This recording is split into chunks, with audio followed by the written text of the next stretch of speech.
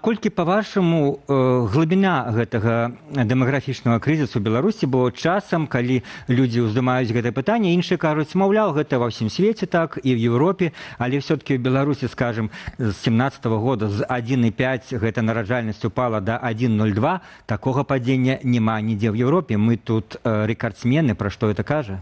Ну, перш за ўсё так, гэта не нейкі выпадковы каэфіцыент, які паказвае тэндэнцыю ўсёй Еўропы ці свету.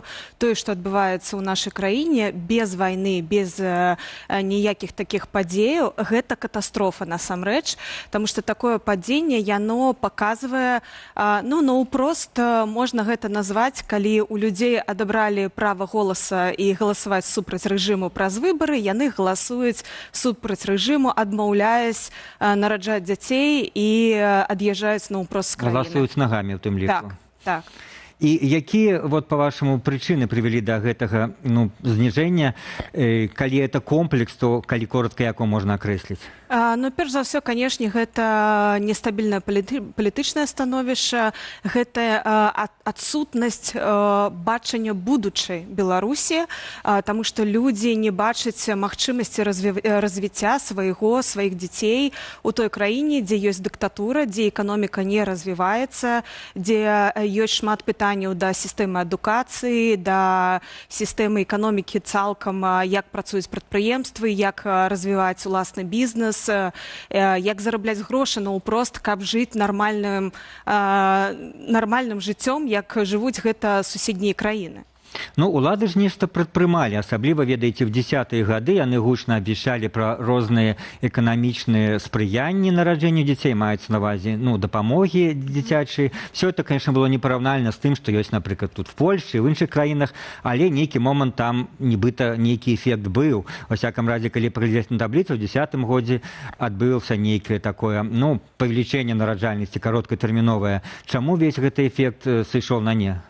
Таму што на першы план выходзіць не сямейны капітал ці нейкія пасобі, якія атрымліваюць бацькі да 3 гадоў, калі яны выхоўваюць дзетак, а на першы план выходзіць эканамічны паказчык, тое, што яны могуць зарабляць, як яны могуць развівацца ў сваёй краіне, і палітычны паказчык, то бок, што будзе адбывацца.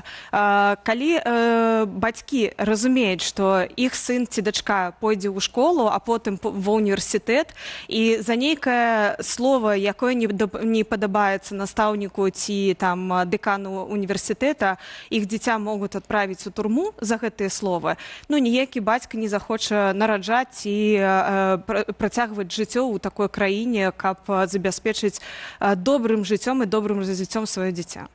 І вось улады, прынамсі Александр Лукашенко, ужо не першы раз кажа пра запрашэнне Беларусі мігрантаў. 1,5 год назад ён сказаў славутую фразу пра 150 000 пакістанцаў, але мы ведаем, што ніхто з іх не прыехаў. Цяпер ён кажа пра узбекаў трошкі больш. Але в цэлым, наколькі, па-вашаму, прывабная Беларусь для працоўных мігрантаў з беларускімі даходамі, і ці можа гэта вырашыць праблему, бо мігранты все-таки там прыехалі і ад'ехалі. Ці Лукашенко хоча запрашаць людзей з усходніх краінаў, каб яны тут жылі назаўсёды? Тут ёсць два фактары. Першы фактар, конечно, гэта ўзровень заробкаў. Напрыклад, тыя ж узбекі могуць паехаць у Расію, зарабляць у 3 разы больш грошай, чым у Беларусі, і жыць абсалютна так жа, як і ў Беларусі, таму што умовы практычна тыя ж. Другі момант – гэта сацыяльная напружанасць, якая можа стварыцца ўнутры краіны, калі мы разумеем, напрыклад, на нейкім нафтані ці на іншым заводзе будзе працаваць цэлы цэх узбекаў ці людзей з Індыі, ці з пакістанцаў. Гэта, канешне, будзе весці да напружанасці ўнутры рэгіёна, таму што не шмат працоўных месц, дзе беларусы самі могуць зарабляць добрыя грошы, не добрае, а прост сярэдні заробак па краіне, напрыклад, $1000 тых.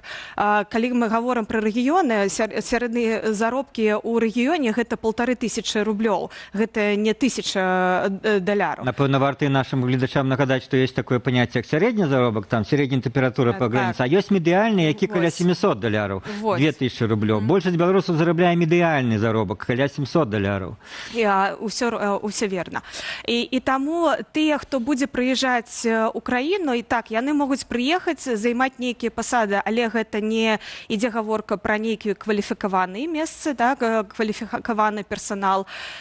І таксама мы павінны разумець, што тыя заробкі, якія яны будуць атрымліваць у Беларусі, яны не будуць іх траціць у Беларусі. Яны будуць дасылаць гэту сваім сваякам, сем'ям у свае краіны. І гэта вельмі дрэнна для нашай эканомікі, таму што для нас вельмі важна, каб тыя заробкі, якія атрымліваюць людзі ў нашай краіне, каб яны неслі гэтыя заробкі ў крамы і пакупалі нейкія тавары, таму што ад гэтага наўпрост жыве беларуская прамысловасць.